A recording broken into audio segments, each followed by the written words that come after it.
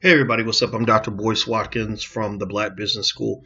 I'm out here in Houston right now. I'm about to get ready for an event tomorrow that's going to be held at the Shrine of the Black Madonna on Martin Luther King Boulevard, right there in the hood. Love this place. It's so beautiful. It's amazing. If you ever come to Houston, and you want to do an event, you should pick that venue because it's historic. It's prestigious. It's very clean. It's very nice. In fact, it might be the nicest venue that we've been to so far on the tour. But I don't want to disrespect anybody else, but it was very impressive. I wanted to hit something real quick. I saw this image, and I wish I could bring it up for you. It was an image of Bill Gates, and Tariq Nasheed brought this up, and I had to kind of back my brother on this point that he made. And and I don't want to be too hard on anybody, but it was an image where basically Bill Gates was tweeting about meeting with some kids. I think some of them were black kids. There were a lot of black kids in the group, and he was saying that he had a good time today, and they taught him how to dab. That dance, the Cam Newton dance. And that kind of rubbed Tariq the wrong way, and it rubbed me the wrong way too. Tariq's point was you should be there talking to Bill Gates to soak up game. You should be learning how to build something of your own. You shouldn't be in there teaching white people how to dab. That's not your job. That's not what you're supposed to be. You're not there for other people's entertainment. Now, mind you, maybe most of the conversation was serious. Maybe most of it was very technical oriented. Maybe they picked up a lot of great skills. But there is something that really disturbs me about the fact that so many people are so receptive to black people dancing for white people's entertainment.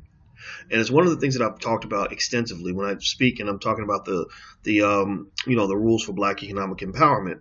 One of the things that I talk about is for black men, especially, to be a king, you got to learn how to build your own castle.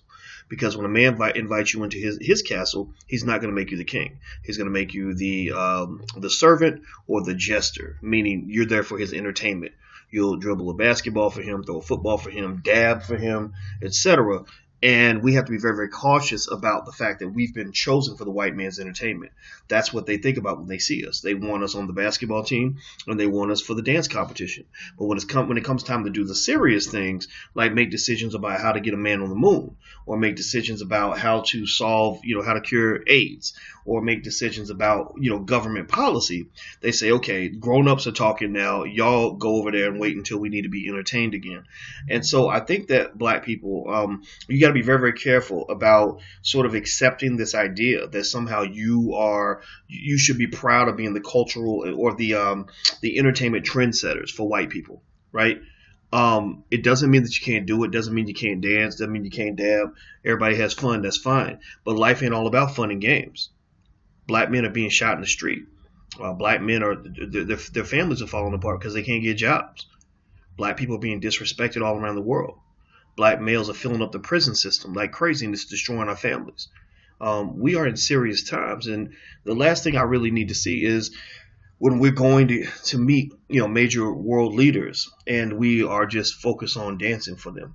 If you're a leader, I can't really think of examples where a dignitary of the United States would go to another country and say, we're going to show you how to line dance. We're going to show you how to dance. Right? They're like, no, somebody else will show you how to dance. I'm here to talk about business. Right? So, again, I'm not dissing people that like to dance or dissing people that have fun, but understand life can't always be fun. In fact, fun should be over here. Serious stuff, the serious business needs to be this, right? Fun is this, serious business is this. Make sure you take yourself seriously, black man, because understand that it's very easy for us to get caught up in thinking that all we are entertainers and athletes. I remember Vince Young, who played for the Houston Texans, I think, and also the University of Texas. I remember seeing him on the cover of ESPN the magazine saying, I was born to play quarterback at the University of Texas. So that means that in his mind, he was born.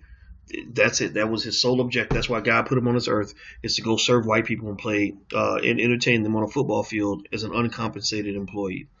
And that's a lot like a KFC chicken saying, I was born to be slaughtered and fed to customers. That's my purpose in life. That's why I'm here. Because understand that these economic systems, that's what they are. They're systems where black men have an important role in those systems. But your role is to either serve other people or to be fed to a bigger system. Right, you're fed into the criminal justice system. You're fed into the athletic and sports systems, sports teams, the NCAA that extracts $1 billion a year from the black community. So take yourself seriously. Again, I don't know the context of this meeting with Bill Gates, but it was very disturbing that the main thing that came out of this meeting, as far as public announcements, is him dabbing with black people. I mean, when the Asian kids come through, are they teaching him karate? When other young white kids come through, are they teaching him how to dance? I mean, why is it that black people are always the ones teaching white people how to dance? Even with the Obamas, love the Obamas. Barack's a brilliant guy, so is Michelle. She's a brilliant woman. We know that, but I don't think I've ever seen anybody in the White House videotaped dancing this much, dancing and singing. It's very entertaining when people see the Obamas dancing and singing. But nobody put that pressure on the Bushes and the Clintons and other people. They didn't say, oh, well, that's your culture. That's what you people do. So we want to see you dancing and singing. And if you don't see what I'm talking about, then I guess you don't see what I'm talking about. And maybe this conversation isn't quite for you. I don't know. But I'm just telling you, it's one of those things that's it's a type of disrespect that's so insidious that it's easy to overlook. It's almost like if a little girl's raised to only believe she's supposed to be a prostitute, she may think that she's actually supporting women's rights by being a hooker. Now, maybe she is. Maybe in her mind, because the thing is, again, it's one thing if somebody tells you you have to be a prostitute. It's another thing if you grew up believing that being a prostitute is the best thing you could ever be. So those who look at you and say, why are you allowing them to make you into a prostitute? You might look back at them and say, what are you talking about? I'm fine. This is what I want. Well, you got to ask yourself, who taught you what it is that you want? Who taught you that you can't want something different, can't want something more? Right? So for us as black people, we're kind of taught what we should want. We're kind of taught to buy into what we want to be. It's almost, and it goes back to what I mentioned before, that white supremacy really doesn't work unless black people buy into it. So you've got a lot of black white supremacists that exist in this country that truly believe that entertainment is for black people, serious business is for white people. And so I don't agree with that, and I think that's something we need to talk about. So anyway, I'm about to get out of here. If you're in Houston or want to come out to Houston, if you want to come down and fly down or visit, I'm going to be speaking at the Shrine of the Black Madonna on Thursday, March 31st at 6 p.m. Next is Kansas City, Missouri. Sorry, actually I'm going to do KC Moa and KCK. That's April 22nd at the Gym. Excuse me. Oh gosh, that was so bad. The Gym, which is on 18th and Vine, and then on April 28th, I'm going to Baltimore. So you can go to thedrboycewatkinstour.com to buy tickets. That's thedrboycewatkinstour.com. All right, guys, I'm gonna get out of here. So I'll talk to you soon. Take care. Bye bye.